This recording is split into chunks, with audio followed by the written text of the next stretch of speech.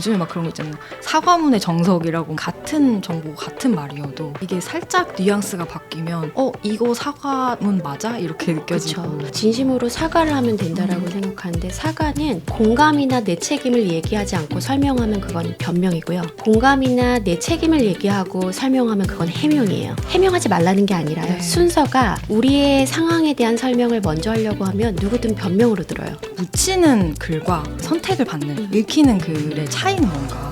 결론적으로는 제 컨텐츠를 봐주세요잖아요. 모든 사람이 다 봤으면 좋겠어. 그러다 보니까 재미있는 표현이나 문장력 위주로 가는데 그게 먼저가 아니라 이게 무슨 내용인데가 명확하게 보여야 돼요. 멋들어진 말과 시선을 끄는 카피가 중요한 게 아니라 현실적인 숫자를 활용하는 게 좋을 것 같아요. 사람의 심리는 저거 진짜일 것 같아. 내가 해볼 수 있을 것 같을 때 반응해요. 모든 메시지는 보내기 위해서 존재하는 게 아니라 도달하기 위해서 존재하는 거거든요. 그게 아까 얘기했던 전략적인 부분에서 고민이 탄탄하면 나머지 것들은 많이 해결이 돼요.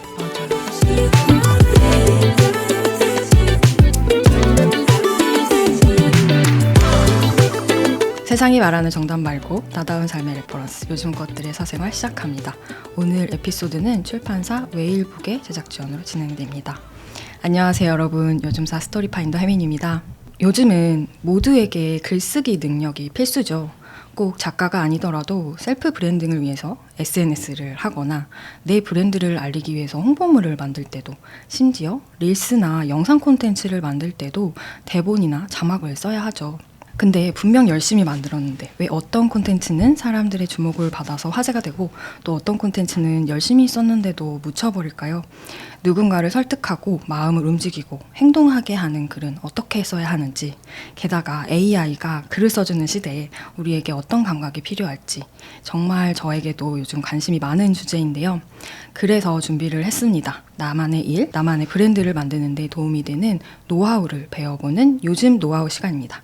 그러면 오늘의 선생님과 인사를 나눠볼까요? 안녕하세요. 안녕하세요. 반갑습니다. 김지인입니다. 네, 반갑습니다. 네, 오늘 저희가 본격적으로 한번 나만의 일, 우리만의 어떤 것들을 만들 때 좀 도움이 되는 노하우를 좀 배워보고자 좀 초대를 드렸고요. 처음 뵙는 분들을 위해서 어떤 걸 하고 계시는지 좀 소개를 해주실 수 있을까요? 저는 PR 전문가, 커뮤니케이션 전문가라고 저를 소개하고 한 25년 정도 커뮤니케이션 일을 해왔습니다. 디즈니나 SC제일은행 같은 기업에서는 제가 브랜드 전략을 설계했었고요. 에델만, 캐첨, 브로더 파트너즈라고 글로벌 PR 회사거든요. 이 회사에서는 많은 기업들의 전략 자문을 하기도 하고 실행하기도 했었습니다.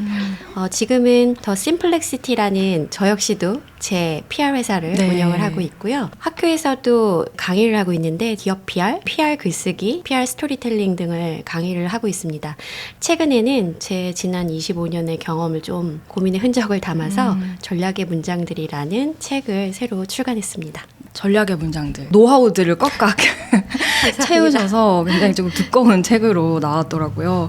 여기 보니까 이런 말이 있더라고요. 마음을 사로잡는 그런 문장력이 아니라 구조적인 전략에서 비롯된다. 이렇게 말씀하셨는데 아마도 오늘 이제 들으시는 요즘사 시청자분들도 대부분 이제 내 거를 하지만 꼭 PR 전문가가 아니더라도 전략적인 문장을 어떻게 쓰는지 이런 게 좀 필요하다는 생각이 들더라고요. 맞습니다. 사실 PR 글쓰기라는 게 꼭 어떤 특정 직군만의 스킬은 아닌 것 같아요. 1인 크리에이터든 프리랜서든 스몰 브랜드의 오너가 됐던 다 모든 분들이 사실 그 일을 하면서 동시에 PR 담당자거든요. 맞아요. 그래서 본인의 가치 있는 이야기를 어떻게 전략적으로 전달하느냐는 너무너무 중요한 게 실제로 많은 비용을 써서 이제 마케팅이나 이런 것들을 하기보다는 네. 나만의 스토리를 가지고 설득해야 되고 이거에 힘을 보여줘야 되는 그쵸. 기회가 더 중요한 분들이기 때문에 해당이 맞아요. 되는 것 같고요. 제가 책에서 강조하는 것 중에 하나는 모든 메시지는 사실은 보내기 위해서 존재하는 게 아니라 도달하기 위해서 존재하는 거거든요. 그 얘기는 메시지를 작성을 하고 보낸다고 해결될 게 아니라 우리가 메시지가 됐던 글이 됐던 이걸 왜 쓰고 누구에게 가야 되고 결과적으로는 메시지를 받는 사람 혹은 집단이나 그룹들이 어떻게 하기를 원하는지가 명확해야지 이런 것들이 힘을 발휘할 수 있고, 그 과정에서 어떤 문장력이나 이런 것보다도 우선시돼야 되는 거는 핵심적인 내용이 무엇인지, 또 태도적으로 얼만큼 진정성 있게 그거를 유지하느냐가 좀 필요합니다. 그래서 책에서 제가 3S라는 단어를 썼는데요. 네. 스트래티직은 우리한테는 사실 방향을 알려주고요. 왜 누구한테 도달해야 되는데, 도달했을 때 결과적으로 뭘 원하는데 라는 부분이라고 하면, 심플은 명확성, 어떻게 표현해야 되는데, 그리고 센시어라는 진정성은 그거를 보여주는 태도예요. 그래서 아마도 인스타그램이나 유튜브나 이런 컨텐츠를 날마다 만드시는 분들 입장에서는 전략성이라는 것도 중요하고요. 결론적으로는 제 컨텐츠를 봐주세요잖아요. 그렇죠. 근데 거기서 진정성은 과연 어느 대목에서 고민을 해봐야 되는가라는 맞아요. 것들이 중요한 것 같아요. 맞아요. 네. 그래서 오늘 그런 이야기들을 조금 더 세부적으로 좀 여쭤보려고 좋습니다. 합니다. 네. 근데 또 궁금한 게, 요즘에는 진짜 AI 시대잖아요. 챗 GPT로 네. 모든 게 다 되는데, 맞습니다. 그래서 막 그런 홍보글 같은 것도 다 AI한테 뭐 어떻게 써달라고 하면 다 써주더라고요. 너무 빠르죠. 네. 네. 근데 그렇게 AI로 쓴 거는 조금 또 티가 나긴 해요. 맞아요. 맞아요. 그래서 그런 시대에 우리한테는 또 어떤 감각이 또 필요할지, 우리는 어떤 일을 좀 맡아서 해야 되는지 약간 이런 것도 궁금하거든요. 사실 AI가 콘텐츠를 굉장히 빠른 시간에 만들어내죠. 가끔은 만들어내는 속도를 보면 자괴감이 들 때도 있죠. 근데 사실 말씀 주신 것처럼 AI가 만들어내는 AI 혼자의 작품은 티가 나요. 티가 나요. 맞아요. 그게 왜 날까라는 거를 좀 고민을 해보면, 감정이나 경험이 없어요. 그러니까 사실 AI는 많은 데이터, 텍스트를 바탕으로 평균의 상황과 평균의 사례, 글을 만들거든요. 잘 만들어요. 그럴듯하게.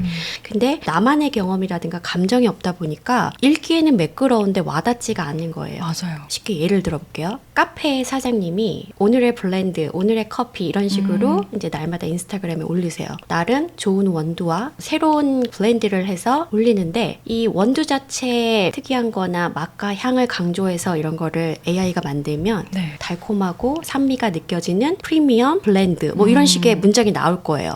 근데 만약에 그 카페 사장님이 이거를 직접 거기에 더 덧붙여 작성하자면 이렇게 접근해 볼 수 있어요. 오늘 아침 첫 손님이 이 커피로 월요일을 견뎌내요. 저도 매일 아침 이 커피로 하루를 시작합니다. 오늘의 블렌드라고 하면 사실은 이 커피의 원두나 맛이나 이런 것들을 뛰어넘는 스토리가 들어가거든요. 사실 근데 이런 것들은 AI가 맘대로 만들어줄 수도 없고, 그렇죠. 내 상황을 다 모르니까. 네, 그리고 이 만들어주는 감도나 감정이 너무 지나치고 비약적일 수도 있죠. 그래서 실제로 본인이 경험하고 날마다 아침에 와서 커피를 사시면서 어느 날, 사실 저 아침에 출근할 때 월요일날 너무 힘든데 이 커피 때문에 좀 힘이 나요 라고 실제로 얘기하신 분이 있어서 저희 집 근처에 커피 하신 분이 그런 문구를 써놓으셨더라고요. 그래서 제가 이제 질문을 드렸었는데, 이렇게 하게 되면은 아무래도 느껴지는 감도가 다르죠. 이게 차이인 것 같아요. AI가 만들어주는 문장을 활용하되 거기에 나만의 경험을 믹스하면 레벨이 한 단계 올라가는 컨텐츠가 되지 않을까라는 게 제가 보는 경험과 감정의 차이고요. 두 번째는 타이밍인데요. 인스타그램이나 유튜브나 이런 채널을 운영하신다고 할 때 AI는 언제 어떤 글을 써야 되는지 맥락을 파악하기가 힘들어요.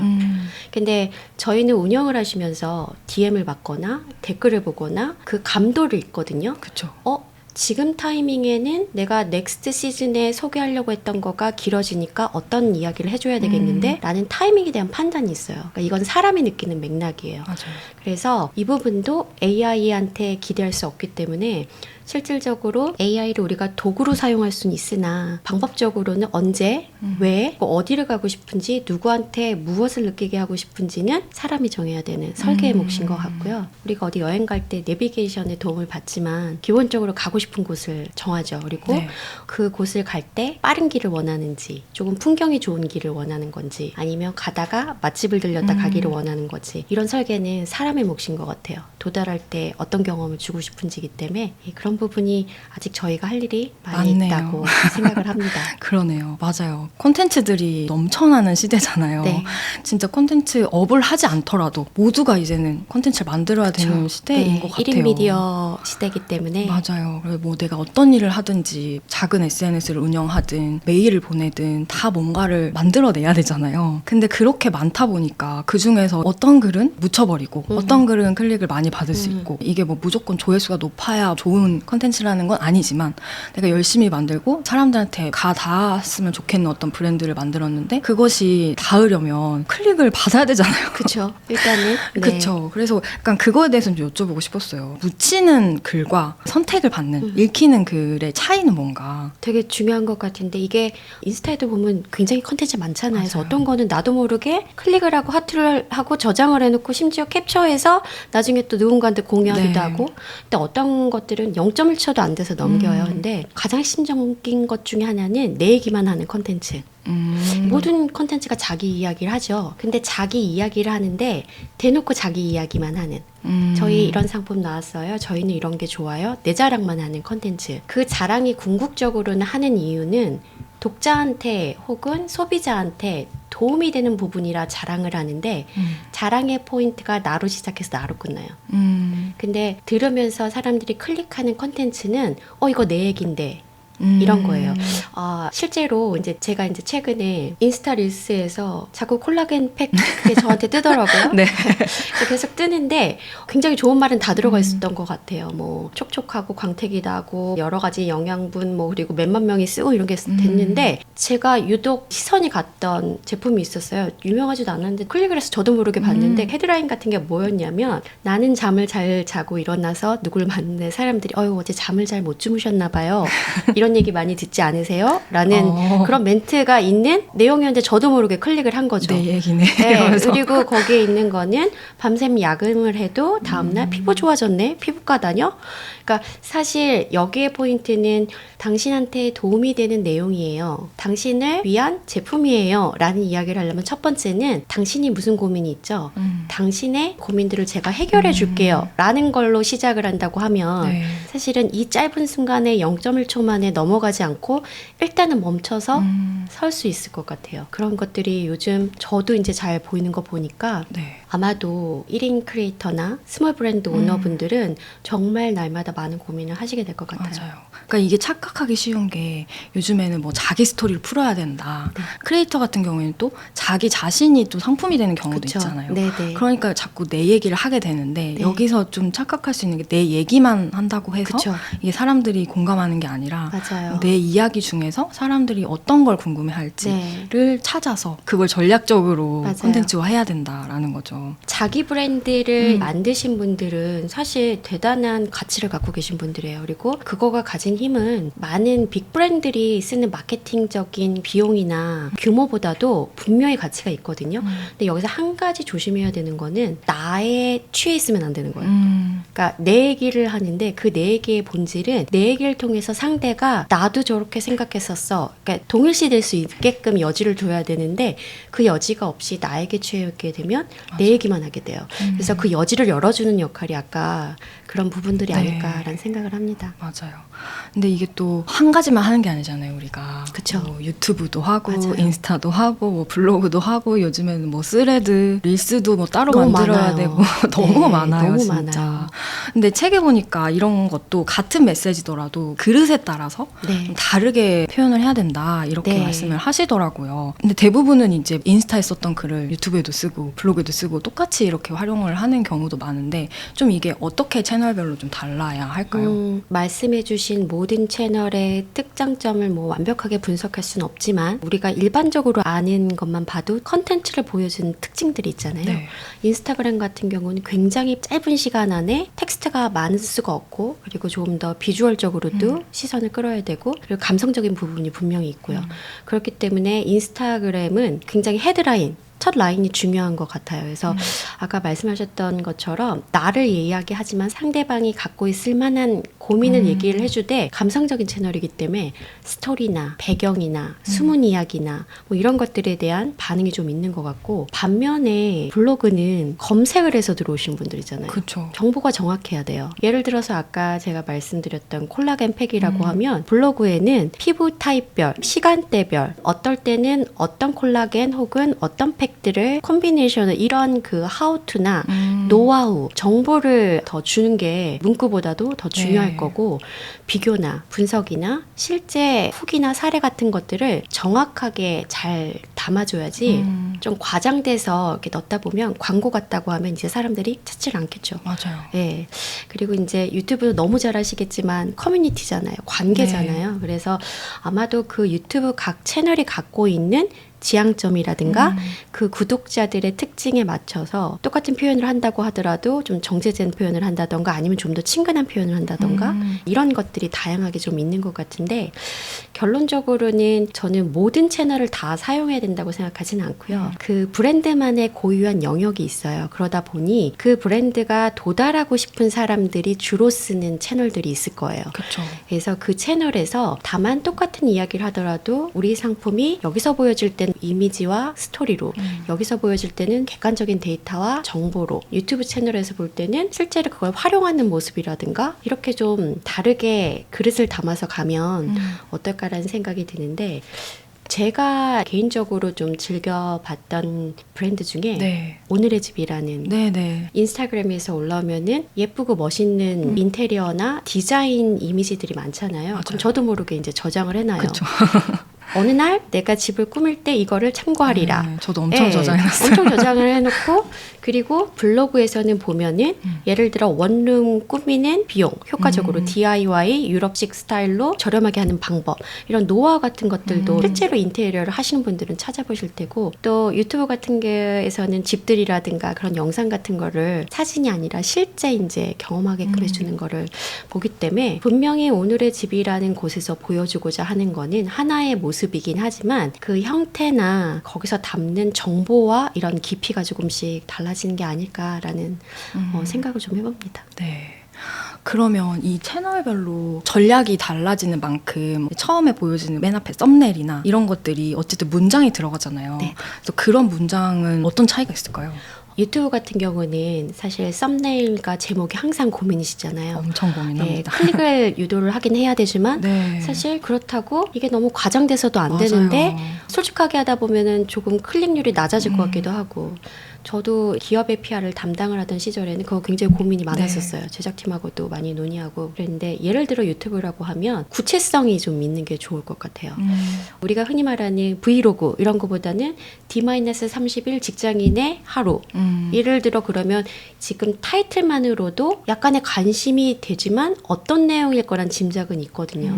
이 헤드라인에서 보여줄 때 숫자를 활용하되 현실적인 숫자를 활용하는 게 좀 좋을 것 같아요. 예를 들어 하루 10분으로 책 많이 읽는 뭐 노하우, 이런 식의 제목은 너무 재미가 없잖아요. 네. 근데 하루 10분으로 한 달에 책 2권 격파라고 하면은 사실 어느 정도 가능해요. 근데 이제 가끔 우리가 사용할 때 특히 다이어트 제품이나 뷰티 제품 중에서 이 숫자의 과장성이 심해지면 문제가 되는데, 여기서 하나는 진정성 측면에서 과장을 안 하기도 하지만, 또 하나는 사람의 심리는 저거 진짜일 것 같아, 내가 해볼 수 있을 것 같을 때 반응해요. 그래서 아까 그런 것처럼 커피값 한 달 아껴서 20만 원 적금 들기, 이런 거는 그럴듯해 보이는데 커피값을 아껴서 우리가 100만 원 모은다고 하면 벌써 물음표가 되죠. 그래서 숫자를 활용하되 지켜질 만한 정도의 내용, 그리고 이런 많은 내용들이 결론적으로는 제목이나 썸네일에 들어갔다는 거는 그 영상을 보면 그게 나와야 돼요. 그렇죠. 예를 들어 30분 분량 중에 아까 이야기한 것 같은 그 대목이 한 3분 나와요.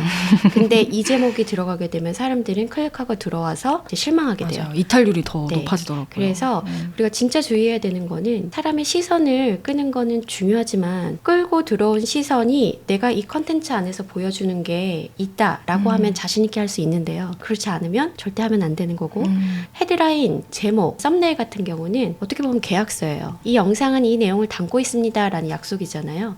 딱히 다른 것보다도 이제 유튜브 같은 경우는 그 영상의 내용을 한 줄로 한다는 게 정말 쉽지 않은데 이 부분을 진정성 있게 잘 표현을 해주면 사람들이 믿고 들어오죠. 아, 여기서 말하는 게 여기선 진짜 보여진다. 라는 게 좀 있는 것 같아서 어느 다른 채널보다도 유튜브가 좀 그런 부분이 중요한 것 같다는 생각은 하고요. 인스타그램은 반면에 이미지 아까 말씀드린 것처럼 헤드라인, 그 헤드라인에 내가 궁금해하는 감성적인 내 얘기가 있을까? 내가 공감하는 나를 볼 수 있을까? 나의 일상 속의 모습이 보여지나?가 필요한 것 같아요. 그래서 요가복 브랜드라고 하면 네. 제일 좋은 접근을 많이 해볼 수 있는 거는 요가복을 바로 보여주고 멋진 모델이 이런 워킹 해주고 이런 거를 보여주는 것보다 하루 아침에 10분 요가 이런 것들을 영상을 먼저 올리고 거기서 자연스럽게 제품을 노출하고 그 이후에 제품을 소개하는 거가 더 효과적일 수도 있는 거죠. 맞아요. 네, 그래서 실질적으로 그 영상을 만든 이유는 우리가 요가 동작 따라하면서 그런 경험 많이 있지 않으세요? 저 옷 이쁜데? 맞아요.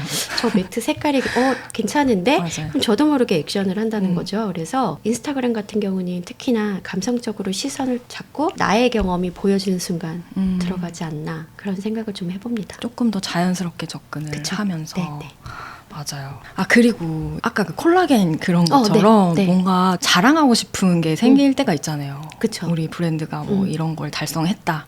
이렇게 많이 팔렸다. 네. 근데 그런 걸 또 대놓고 얘기하기에는 또 너무 자랑 같고 드러내면서도 우리 브랜드에 좀 더 호감을 갖게끔 이렇게 하려면 어떻게 좀 할 수 있을까요? 사실 이 부분은 숫자를 어떻게 스토리텔링화 하느냐의 맥락에서 봐야 되는데 네.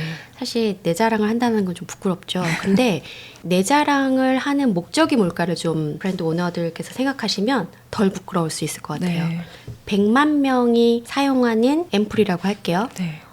저희가 무슨 앰플이 100만 명을 달성했습니다. 이 내용을 그대로 실으면 저희 많이 팔린 제품이에요 라고가 되는데 날마다 100만 명의 여러분 같은 분들이 저희를 선택해 주셨습니다 하면 주인공이 갑자기 여러분이 돼요. 그러니까 우리는 선택받은 제품이라는 건데 100만 명을 팔았습니다는 주체도 저고 자랑 내용도 저예요. 맞아요. 그래서 그거 하나가 달라질 수 있는 거고 예를 들어서 제 구매율이 85%라는 거는 우리로서는 우리 제품이 그만큼 좋습니다라는 얘기인데 저희 제품을 쓰신 10명 중에 8분은 다시 저희 제품을 찾아주십니다. 이것도 주인공이 당신이에요. 그쵸. 네. 그래서 숫자를 스토리텔링 할 때 내가 아니라 고객, 내가 아니라 소비자, 당신을 넣게 되면 내 자랑이 어떻게 되냐면요. 나의 자랑이 아니라 당신은 올바른 선택을 하셨습니다 라는 거에 근거를 주는 거예요. 진짜 그거 하나 바꿨을 뿐인데 네. 같은 네. 정보인데도 그쵸. 불구하고 네. 그래서 사실은 어떤 숫자가 자랑에 해당되는 숫자로 있을 때 그 주체를 소비자로 어떻게 주어를 넣어서 바꾸면 이게 의미하는 바가 소비자에겐 뭘까요? 고객에겐 뭘까요? 라고 하면 조금 내용이 달라지는 것 같아요. 네. 근데 이게 이렇게 SNS 이런 것만 사실은 중요한 게 아니라 요즘에는 뉴스레터도 보내고 유튜브 커뮤니티에 뭐 공지를 한다거나 같이 뭔가를 해야 될 때 뭐 모집을 한다거나 뭐 그런 글도 되게 많이 그쵸. 쓰거든요. 네네. 근데 그런 것들도 이메일에 하루 엄청 많이 들어오잖아요. 맞아요. 그 중에서 제목만 보고 이제 클릭이 돼야 되는데 그것도 안 읽은 함에 계속 들어가 있을 수 있잖아요. 근데 네. 클릭을 하게끔 하고 읽은 사람의 어떤 행동을 이끌어내야 하는 그런 상황이 많은데 또 그렇게 할 수 있는 문장은 어떻게 설계가 돼야 될까요? 이게 사실 뭐 뉴스의 헤드라인이랑은 조금 다른 맥락이긴 하지만 비슷한 부분은 네. 많은 기자분들이 하루에 수백 통의 이메일을 받으신대요. 그리고 이메일의 내용이 대부분 많은 기업과 브랜드들이 저희의 보도자료를 봐주세요 하는 보도자료 제목이에요. 그렇겠죠. 그래서 제가 이제 보도자료 헤드라인 쓰는 강의를 할 때도 네. 학생들한테 항상 얘기하는 게 여기에서는 멋들어진 말과 아름다운 시선을 끄는 카피가 중요한 게 아니라 사실은 이메일이나 커뮤니티 공지에 올라온 헤드라인에서 이게 무슨 내용인데가 명확하게 보여야 돼요. 이때는. 이 내용을 읽으면 어떤 정보를 어떤 내용을 보겠구나가 명확하면 사실 내가 봐야 되거나 관심 있는 건 다 클릭을 해요. 근데 가끔은 그런 생각을 하거든요. 이렇게 올릴 때 모든 사람이 다 봤으면 좋겠어. 그러다 보니까 모든 사람이 다 볼만한 재미있는 표현이나 창의적인 표현이나 문장력 위주로 가는데 그게 먼저가 아니라 이 내용은 무슨 내용입니다 라는 게 명확한 게 이메일에서는 핵심이에요. 맞아요. 왜냐면 열어봐야 되거든요. 네. 그래서 예를 들어 필독 공지면 필독이라고만 하면은 사람들이 읽으라는 건 아는데 옆에를 모르잖아요. 네. 내일 3시까지 어떤 마감이 있습니다. 그러면은 액션이 필요하죠. 시기를 이제 언급한 거니까. 우리가 커뮤니티 안에서 공지할 때도 여러분 의견 주세요라는 거는 아무도 의견을 달지 않아요. 그렇죠. 우리 커뮤니티에서 활동하시면서 불편한 것들을 한 가지만 적어주세요. 혹은 우리 커뮤니티에는 지금 없는데 새로운 서비스를 도입한다라고 할 때 도움이 될 만한 거 한 가지만 아이디어를 주세요. 그러면 사람들이 액션을 하는데 의견을 주세요. 그러면 그렇구나 하는데 한 가지만 주세요라고 구체성을 띠면 사람들이 조금 더 행동하기가 쉬워요. 그러니까는 사람들한테 허들을 좀 낮춰줘야 그쵸? 되는 거네요. 네. 우리가 메시지를 전달하는 이유는 궁극적으로는 타겟이 어떻게 하기를 바래서거든요. 그렇죠. 그래서 아까 말씀하셨듯이 이메일이나 커뮤니티 공지나 그리고 우리가 인스타그램이나 여러 채널에서 컨텐츠를 보여줄 때는 첫 번째 액션이 클릭해주세요. 근데 사람들이 언제 클릭하냐? 내가 관심 있는 정보일 때, 내가 필요한 것이 있다라는 확신이 들 때. 그러려면 거기서 보여줘야 되는 거는 이 내용이 뭐구나는 명확하게 전달돼야 되는 거죠. 내가 이거를 누르면 뭔가 얻는 게 있겠다 하는 게 그쵸. 제목에서부터 맞아요. 보여야 된다. 네. 그러니까 막 요즘 유행하는 막 유행어 같은 것도 막 제목에 붙이기도 하고. 네. 그러니까 물론 그게 재밌는데 어떨 때 보면 모든 게 다 비슷한 제목으로 들어가 네, 있을 때가 맞아요. 있어요. 그게 맞아요. 유행하니까. 가끔 그런 크리에이티브가 언제 들어가면 좋냐면요. 네. 사람들이 상상할 수 있게끔 할 때 도움이 되면. 근데 우리가 이 내용이 뭐다라는 거는 명확하지 않은데 상상력만 극대한 그런 표현을 많이 쓰시는 경우가 있어요. 일전에 이제 학교에서 수업을 하면서 제품 자체가 이동형 요즘 텔레비전 많이 있죠. 네네네. 그게 초창기에 나왔을 때 몇 년 전인 것 아. 같아요. 그래서 학생들한테 우리 헤드라인을 해보자라고 했더니 아주 멋있게 이제 많이 했어요. 방구석 영화 관람실 뭐 이런 식으로 다 했는데 본인들이 그 표현을 한 이유는 이동형 TV라는 걸 강조하는데 중요한 건 헤드라인 어디에도 이동형 TV. 이동형이 되려고 하면 선이 없어야 되겠죠. 배터리가 오래 가야 되겠죠. 이런 내용은 하나도 없는 거예요. 그래서 그런 것들이 포함이 되면서 이게 전달이 되면 저게 이동형인 게 뭐가 좋을까라는 거를 내가 인지를 못하고 있다가 그렇네. 내가 침대에서 누워서 볼 때 편하겠네 라는 것까지 해주면 금상첨화죠. 그래서 같이 간다고 하면 베스트인데 대부분은 제일 중요한 걸 빼고 부차적인 거에 신경을 쓰는 경우가 사실은 맞아요. 우리 모두가 더 많아요. 멋진 문장이나 사람들 눈에 띄려면 뭔가 특이하거나 네. 독특해야 하나? 이런 거를 계속 생각하다 보니까 진짜 중요한 핵심을 빠뜨릴 때가 있는 그쵸? 것 같아서 네. 일단은 그것부터 드러나고 네. 그 다음에 창의적인 것들을 덧붙이는 게 좋다. 네. 이메일 얘기하니까 저도 이메일을 많이 받거든요. 네. 그러니까 뭐 브랜드나 이런 곳에서 같이 협업을 하자, 네. 콜라보를 하자. 그런데 어떤 메일은 보자마자 흥미가 생기고 무슨 얘기인지 알겠어. 그런데 어떤 메일은 도대체 무슨 얘기를 하는지 모르겠고 우리를 알고 쓴 건가 싶을 때가 있거든요. 그쵸. 그럼 답장도 하기가 애매해요. 그쵸. 그래서 그 차이가 저는 그냥 직관적으로 느끼지만 구체적으로 좀 어떤 차이가 있길래 그럴까. 그래서 그런 것들에 좀 확률을 높이는 그런 이메일 쓰는 방법 이런 게 있을까요? 네. 지금 딱 말씀해 네. 주신 게 저희가 앞서 이야기했던 거에 두 가지에 해당되거든요. 명확성과 내가 없는 거예요. 아까 제일 중요한 거는 첫 번째 시선이 갔다라는 거 이거 무슨 내용인지 알겠어. 근데 그 전에 뭐가 있었냐면요. 그 사람은 혜미님을 알고 있는 거예요. 혜미님의 채널이나 브랜드를 이해하고 있는 거예요. 그래서 일단 전략적으로는 그게 성공했어요. 그래서 시선을 잡았는데 거기에 추가적으로 명확성까지 있어서 이거 무슨 내용인지 알겠다가 맞아요. 매칭이 된 거거든요. 네. 근데 다른 채널은 일단 명확성도 문제지만 애시당초 첫 단추가 안 끼워졌어요. 아까 그 표현 쓰셨거든요. 우리 브랜드를 아는 거야? 맞아요. 그런 경우가 있어요. 예, 나만 있고 너가 없는. 어, 보내는 사람만 있고 받는 사람에 대해서는 고려하지 않은. 맞아요. 다 동일한 내용을 보냈을 수도 있어요. 그러니까요. 이게 적절한 예일지 모르겠는데 이 책을 준비하면서 나름의 기획 의도를 했지만 여러 출판사들한테 이제 원고 투고를 한다고 할 때 저는 다 하나씩 따로 썼어요. 그거는 어떤 배경이 있냐면 저 출판사는 어떤 책들을 냈구나, 어떤 거에 관심이 있구나, 이 출판사가 지향하는 바는 이런 것 같은데 내 책 중에서 이 출판사가 관심 가질 부분은 뭘까요? 내 스토리가 바뀌지는 않는데요. 내가 갖고 있는 스토리 중에 저들이 쉽게 아까 얘기했던 맞아요. 이거 괜찮은데? 라고 한데 명확하다라는 거가 매칭이 되면 일단 열어보시겠죠. 맞아요. 근데 아무리 그런 걸 준비를 해도 원래 제가 갖고 있는 우리의 브랜드는 안 바뀌잖아요. 그쵸. 그러니까 상대방이 관심을 가질 수 있는 부분을 어필한다 하더라도 그게 매칭이 안 돼서 그런 경우도 있는데 적어도 콜라보레이션 같은 걸 할 때는 내가 보내는 대상이나 타겟이나 채널이나 그 브랜드에 대한 이해도만 갖고 있으면 거기서 내 브랜드, 내 채널, 내 이야기랑 어떻게 매칭을 해볼까 그게 아까 얘기했던 전략적인 부분에서 고민이 탄탄하면 나머지 것들은 많이 해결이 돼요. 맞아요. 저도 이제 크리에이터지만 저희도 뭐 커뮤니티를 운영하기도 하고 상품을 판매하기도 하고 하니까 가장 어려운 게 사실은 직접적으로 고객이 된 분들이 질문을 한다거나 직접 이제 소통할 일들도 많아지거든요. 네. 근데 그런 게 가장 어렵더라고요. 맞아요. 그래서 책에 보니까 반응형 글쓰기라는 네, 이제 네. 카테고리로 이렇게 말씀을 하셨던데 네. 이것도 이제 어떻게 보면 우리가 글을 어떻게 쓰는가 그 글 전략에 또 포함될 것 같아서 맞아요. 기획형 글쓰기는 저희가 시간을 준비하고 또 저희의 자랑 얘기를 쓸 때가 많은데 보통 반응형 글쓰기는 대부분은 좋지 않은 상황일 때가 많아요. 뭔가 컴플레인이 있던가 아니면 맞아요. 문제가 생겼던가 그리고 그게 100% 저희 잘못일 수도 있고 아닐 수도 있지만 중간에 많은 과정들이 이 반응형 글쓰기거든요. 그래서 공지를 해야 된다거나 네. 그래서 첫 번째는 사실은 태도인 것 같아요. 대부분은 여기서 태도라고 얘기를 하면 이렇게 생각하세요. 사과를 하고 빠르게 뭐 인정을 하고 그런데 이 글을 쓴 분, 문의를 하는 분에 대한 공감이 첫 번째예요. 그러니까 그게 태도인 것 같아요.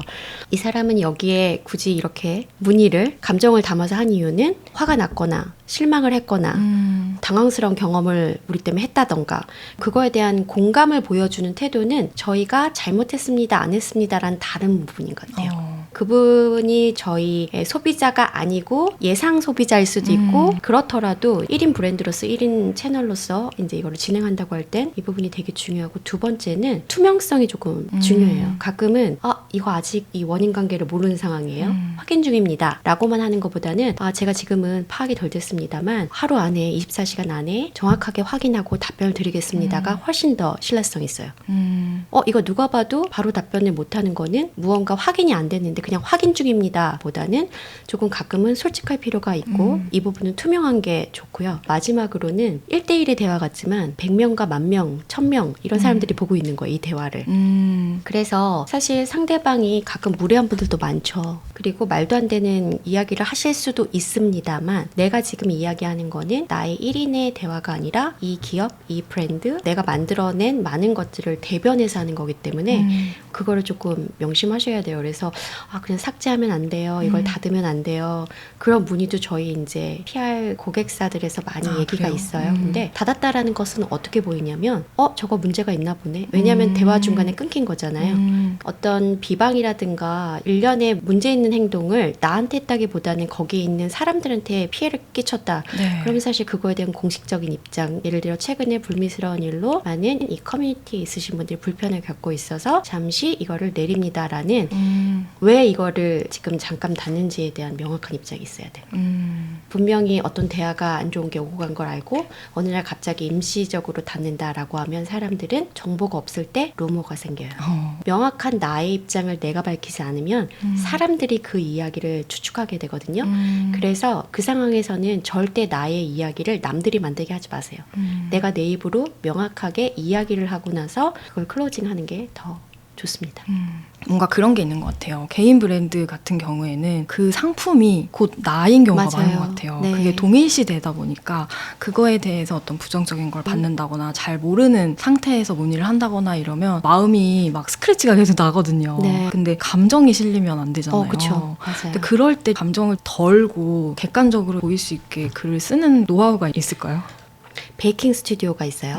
베이킹 스튜디오가 케이크를 특정 애니버서리 같은 때 배달을 하는데 아마 배달 사고가 좀 있었나 봐요. 택배가 이제 제때 도착하지 않고 이랬을 경우에 사실은 제때에서 다 나갔는데 택배사가 고객한테 제때 도달 안 한 거예요. 그래서 컴플레인이 엄청 있었어요. 이랬을 때 이 베이킹 스튜디오가 해야 되는 어떤 액션을 볼 때 많이 하시는 실수가 일단은 내 브랜드고 내가 얼마나 이거를 정성스럽게 제때에서 했는데 속상하고 감정적이게 많이 앞서요. 그리고 이 택배사한테 너무 이제 화가 났을 거예요. 그러면은 이제 이렇게 쓰시는 분들이 있어요. 일단 불편을 드려 죄송합니다. 저희가 어디 택배사를 통해서 이런 시스템으로 이렇게 진행이 됐는데 최근에 그 택배사의 문제로 지연이 되는 문제가 발생했습니다. 앞으로 신경 쓰겠습니다. 굉장히 사과도 했고 다 했죠. 네. 근데 어떤 느낌이 좀 많이 드실까요? 약간 택배사에 좀 책임을 전가하는. 그렇죠. 근데 대부분 많은 분들이 이렇게 실수를 하시는 게 음. 너무 불편을 드려서 죄송합니다. 그런데 하고 이렇게 얘기를 시작해요. 네. 근데 여기서 아까 제가 이제 처음에 공감이라고 얘기를 했잖아요. 이게 쉽진 않은데 네. 제가 만약에 그 베이킹 스튜디오에 재연을 한다면 이렇게 할 것 같아요.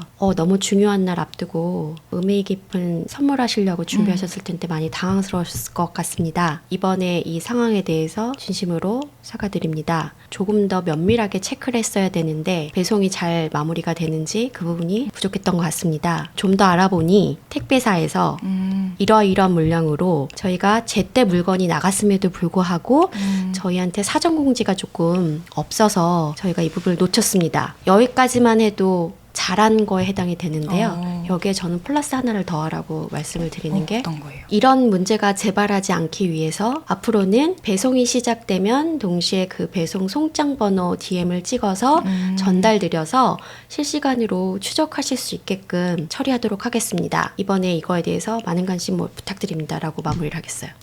그 다음에 어떻게 할지 개선 네. 방법까지. 그쵸. 그래서 가운데 택배사 때문에 일어난 문제에 대한 설명 부분은 사실은 똑같은 문장을 그러네요. 사용했을 거예요. 근데 소비자 입장에서 조금 다르지 않을까요? 그러니까요. 그러니까 어쨌든 택배사가 잘못된 거지만 내가 그걸 다 체크하지 못한 우리의 잘못도 있다라는 거를 먼저 얘기를 하고. 네. 이거를 아주 간단하게 제가 사례를 얘기했지만 설명을 해드리면 이렇게 돼요. 네. 공감이나 내 책임을 얘기하지 않고 설명하면 그건 변명이고요. 공감이나 내 책임을 얘기하고 설명하면 그건 해명이에요. 해명하지 말라는 게 아니라요. 네. 순서가 우리의 상황에 대한 설명을 먼저 하려고 하면 누구든 변명으로 들어요. 근데 이 상황에 대해서 그 상대방이 느꼈을 것을 공감해주고 그럼에도 불구하고 여기서 우리의 책임은 없었는가? 100% 자유로울 수 없거든요. 그 책임에 대해서는 인정을 하고 그리고 사실 억울하지 않아야죠. 택배사에 문제가 있었던 거를 설명하면 그건 해명이에요. 오인되지 않게끔. 그래서 설명은 어떤 이슈나 커다란 사건이 일어나지 않아도 작은 거라도 이 단계가 없이 먼저 나오게 되면은 사실은 사람들은 변명과 회피와 이렇게 받아들일 수가 있고요. 그리고 이 단계를 정리하다 보면 감정적인 단어는 많이 빠질 수밖에 없어요. 그래서 우리가 이거를 쓸 때도 구체적으로 이야기해야 되는 게 예를 들어 어떤 선물을 주문을 해서 왔는데 포장이 좀 찢어지고 이렇게 해서 온 거예요. 사실 이거를 발송한 브랜드에서는 억울할 수 있는 게 분명히 잘해서 갔는데 그렇죠. 그게 중간에 어떻게 되는지는 네. 모르잖아요. 거기다 대고 저희는 잘해서 보냈는데 택배사에서 이동 중에 그런 것 같아요 라는 거는 고객의 입장에서는 나는 택배사를 보고 이 제품을 주문한 게 아니고 그렇죠. 당신의 브랜드를 보고 한 거잖아요. 그래서 사실 구체적으로 쓸 필요가 있어요. 저희 이 브랜드에 관심 가지고 이렇게 주문해 주시고 중요한 날 사용하시려고 했는데 많이 당황스러우셨을 것 같습니다. 저희가 이런 부분을 잘해서 한다고 했는데 문제가 이렇게 있었던 것 같습니다. 그러면 조치는 다음번에는 이런 게 발생하지 않도록 저희가 발송될 때 포장한 것도 찍어서 확인하실 수 있게끔 DM으로 항상 보내드리겠습니다. 모든 조치를 같이 구체적으로 이야기하면 사람들이 앞으로 최선을 다하겠습니다 라고 하면 잘 안 믿어요. 맞아요. 말로만 그런 경우가 그때 마음은 진짜여도 네. 구체적이지 않으면 지키지 않거든요. 구체적으로. 그래서 구체적으로 이야기해 주는 게 좋아요. 배송에 문제가 생겼다 그러면 죄송합니다. 앞으로 제때 배송될 수 있도록 최선을 다하겠습니다가 아니라 내일부터 2시 이전에 주문한 거는 당일 배송되도록 처리하도록 하겠습니다. DM에 대한 피드백이 너무 늦었다고 하면 앞으로 빠르게 답변 드리겠습니다가 아니라 오후 7시를 기점으로 알람을 설정을 해서 그 이전 이후에 일어난 것들은 답변을 드릴 수 있게끔 하겠습니다. 라고 하면 듣는 사람이 어떤 느낌이 드냐면요. 지킬 것 같아요. 네. 굉장히 구체적이라. 네. 그래서 그 나쁜 경험이 더 신뢰를 오히려, 얻게끔 네. 할 수도 있습니다. 그 진짜 요즘에는 정말 다 1인 브랜드고 1인 미디어이기 때문에 조금만 뭔가 실수가 나거나 했을 때 위기 상황이 오는 경우가 그쵸. 너무 많은 것 같아요. 근데 그런 위기 상황으로 나락을 가는 게 아니라 위기가 기회가 될 오히려 수 있죠. 위기를 네, 기회로 만들 수 맞아요. 있는 게 요즘에 막 그런 거 있잖아요. 사과문의 정석이라고 막 사과 잘한 것도 오히려 잘못은 했지만 그거에 대한 대처를 잘해가지고 그럼요. 이미지가 좋아지고 팬이 더 생기고 이런 경우가 있잖아요. 네. 그래서 그런 것처럼 위기를 기회로 만들기 위해서는 진짜 문장 하나에도 이런 전략을 담으면 네. 이렇게 할 수가 있다. 제가 이제 책에서 위기 파트에서 되게 강조한 단어가 이제 태도라는 네. 거거든요.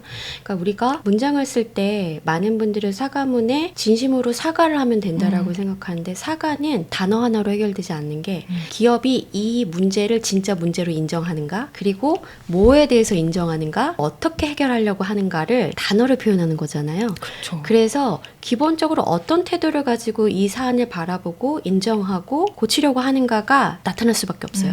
그래서 이 문장에 대해서 설계를 한다는 거는 내가 어떤 태도로 이 사안을 바라보고 있는지에 대해서 인식을 하고 작성을 해야 됩니다. 내 태도가 거기 안에 다 네. 보이니까. 네, 맞습니다. 그러니까 사람들이 같은 정보, 같은 말이어도 이게 살짝 뉘앙스가 바뀌면 이거 사과문 맞아? 이렇게 느껴지고. 그쵸. 구독자 여러분들도 1인 브랜드나 크리에이터이신 분들도 있지만 회사에서 회사 생활 하시는 맞아요. 분들 입장에서 이 문제는 일을 하시는 동료나 같이 일하는 팀장님과의 관계에서도 적용해 보면 바로 알 수 있어요. 예를 들어 어떤 일을 우리가 할 때 서로 힘든 부분이 있잖아요. 그 부분에 대해서 인정하고 이야기를 할 때 사실은 사람들이 그 내용보다 어느 부분에서 더 마음의 상처 혹은 신뢰를 잃게 되냐면 그걸 전달하는 방법에서 태도가 드러나거든요. 태도, 맞아요. 그래서 그게 곧 평판이에요. 그래서 이 예를 잠깐 언급을 든 이유는 브랜드도 마찬가지라는 거죠. 브랜드도 내가 어떤 잘못이나 상황이나 오해를 어떻게 인지하고 바라보고 이야기를 하는지가 태도에서 나오는데 평판 좋은 브랜드, 평판 좋은 사람 같은 맥락이에요. 근데 그게 문장에 다 드러난다는 거를 기억하고 네. 하나하나 꼼꼼히 고민을 하면서 네, 써야겠네요. 너무 어렵죠. 쉽진 않습니다. 네. 근데 그거에 대한 원칙 이런 것들이 또 책에 자세히 담겨 있으니까 궁금하신 분들은 책으로 읽어주시면 좋을 것 같고 오늘 이렇게 전략의 문장 어떻게 설계할 수 있는지 이런 얘기를 했는데 사실 말씀해 주신 것만 들으면 맞아 그렇게 하면 되겠다 이렇게 하지만 그게 하루아침에 이렇게 어렵죠. 만들어지진 않을 것 같아요. 이 저도 감각이라는 게. 그래서 평소에 좀 연습하고 하면은 이런 문장을 설계하는 감각 이런 것들을 좀 키울 수 있다 하는 것도 네. 있을까요? 사실 책을 많이 보고 글을 많이 쓰고 다양한 글을 접해보고 이런 거 너무 좋죠. 근데 날마다 여러분들이 진짜 실생활에서 도움될 만한 거 제가 딱 2가지만 추천을 드리면 네. 하루에 10분만 쓰시면 좋을 것 같아요. 첫 번째는 많은 분들이 핸드폰으로 SNS 엄청 보시잖아요. 엄청 보죠. 예, 인스타든 유튜브든 블로그든 여러분들이 그날그날 클릭하는 것 중에 클릭한 것들의 이유를 한번 한 줄로 써보세요. 그 핸드폰 노트 같은 데다. 네. 첫 문장이 내 고민을 담고 있어서 숫자가 되게 임팩트 있게 나한테 영향력을 주는 메시지를 줘서 그런 것들을 한 달에 한 번 적어보셔도 아마 트렌드가 보이실 거예요. 내가 벌써 클릭했다는 건 내가 독자로서 소비자로서 반응했다는 거거든요. 인스타그램이든 유튜브든 뉴스레터든 이메일이든 상관없어요. 장르를 막론하고 여러분들이 무언가 반응을 했다는 거는 다 나름의 이유가 있어요. 그래서 그러니까요. 그걸 한번 시간 많이 걸리지 않을 것 같고요. 하루에 한 2-3개만 적어도 나중에 합해보면 이게 엑기스구나라는 거를 좀 느끼실 거고 2번째는 네. 잠깐 멈추셨으면 하는데 언제 멈추냐. 글을 쓰기 전에 멈추면 제일 좋은데요. 까먹고 쓰셨다고 하면 발송하기 전에 잠깐만 멈추세요. 한 10초만. 이유는 우리가 이메일을 쓰든 DM을 보내든 뉴스레터로 만들어서 보내든 내가 이걸 왜 쓰려고 했지? 그리고 이게 누구한테 가고 궁극적으로는 그 사람들이 이걸 보고 무엇을 얻기를 원하는지 혹은 그 사람들이 무엇을 원한다라고 내가 상상하고 썼는지 이런 것들을 한번 잠깐 멈춰봐야 돼요. 쓰기 전에 생각을 했더라도 보내기 전에 다시 한번 살펴보는 게 필요한 이유는 쓰기 전에 생각했는데 쓰고 나서 보면 그게 없어져 있을 때가 있어요. 쓰다 보면. 네. 그래서 발송하기 전에 그게 명확하지 않으면 다시 글을 다듬으셔야 돼요. 이유는 처음에도 제가 말씀드렸는데 메시지는 그냥 보내면 끝이 아니라 도착해야 돼요. 근데 이 부분이 명확하지 않으면 도착하지 않을 가능성이 높고요. 도착하지 않는다라는 거는 클릭이 안 될 수도 있고 클릭했으나 제대로 읽지 않았을 수도 있고 읽었으나 와닿지 않을 수도 있고 이런 연습 2가지를 하면 어떤 경험이 생기냐면 독자 중심 사고가 생겨요. 그래서 내가 어떤 글을 쓰든 어떤 메시지를 쓰든 대상이 누굴까? 그 대상이 뭘 원할까? 나는 이 공지를 왜 올리는 걸까? 이게 명확해지면 그거를 하게끔 하는 장치들, 설계들을 하고 그게 글에 반영이 돼서 여러분의 글이 달라질 거예요.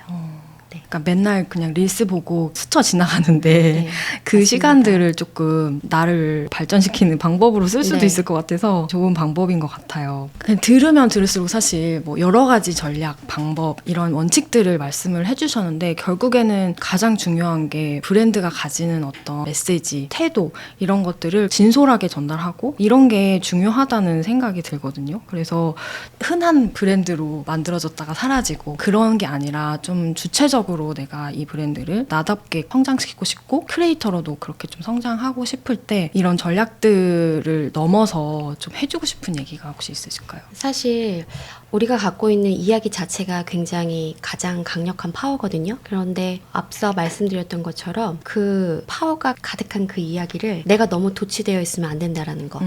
내가 브랜드로 존재하고 내가 브랜드로 알리고 싶다라는 거는 대상이 있는 거잖아요. 그렇죠. 그래서 우리가 이야기하고 전달하는 많은 것들은 그냥 나 혼자 이야기하는 게 아니라 누군가한테 이야기한다라는 거를 꼭 기억하셔야 돼요. 도달돼야 된다라는 거. 방향이 있어야 어떤 얘기를 어느 시점에 어떤 감도와 단어와 이런 것들을 통해서 이야기할지가 상상이 되는 거죠. 네. 저희가 오늘 나눈 많은 대화의 핵심은 결론적으로 하나거든요. 네.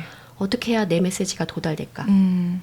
내 메시지가 도달된다는 거는 기본적으로 대상이 있을 때 얘기잖아요. 그렇죠. 근데 우리는 메시지가 도달되기를 원하는데 그 대상에 대한 고민을 별로 안 해요. 생각보다는. 그냥 막연하게 생각을 하거든요. 그렇죠. 그리고 내가 만든 것들과 내 네. 이야기에 더 집중을 네. 하는 경우가 많죠. 그래서 항상 이야기하는 것 중에 하나가 대상은 뭘 원할까? 대상이 갖고 있는 고민은 뭘까? 대상이 나한테 기대하는 바는 뭘까를 내가 하고 싶은 얘기 중에서 접점을 찾아야 돼요. 그래서 그것들을 이야기를 전달하는 방식을 앞서 말씀드렸던 3가지 3S라는 게 내가 이야기하는 대상이 누구고 그 네. 사람들이 무엇을 원하고 내가 왜 이 이야기를 하는지에 대해서 내가 하고 싶은 얘기 중간에 이런 포인트들을 찾으면 그 다음에는 좀 명확하게 심플하게 이야기하고 거기에는 우리 오늘 이야기했던 많은 숫자를 활용하거나 타겟이 먼저 드러나거나 나의 경험을 넣는다던가 네. 이런 것들을 좀 해볼 수 있고 고민이 되는 순간 나를 더 드러내고 싶은 순간 위기의 순간 진정성 있는 모습으로 일관되게 내 이야기를 해야지 사람들은 내 메시지가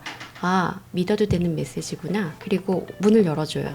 그래서 이런 것들 갖고 만들어 가시면 분명히 강력한 브랜드 이야기들을 만드실 수 있을 거라고 생각합니다. 네.